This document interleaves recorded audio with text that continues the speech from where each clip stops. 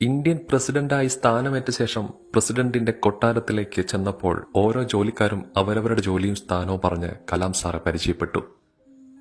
അവസാനമായി പടിവാതിൽക്കൽ ഒരാൾ കലാം സാറിന്റെ കാൽക്കൽ തൊട്ട് വന്ദിച്ചു. കലാം സാർ അല്പം ഗൗരവത്തോടെ "എഴുന്നേൽക്കൂ, ആരാണ് നിങ്ങൾ?" എന്ന് ചോദിച്ചു.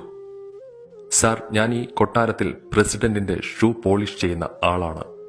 ഉടനെ കലാം സാർ അല്പം ഗൗരവത്തോടെ "യു ആർ ഡിസ്മിസ്, ഇനി നിങ്ങൾക്ക് ഇവിടെ ജോലിയില്ല." ഷൂ പോളിഷ് ചെയ്യുന്ന ആൾ മൗനമായി. കലാം സാർ അദ്ദേഹത്തോട് ഇങ്ങനെ ചോദിച്ചു, "താങ്കൾ എന്താണ് ഒന്നും മിണ്ടാത്തത്?"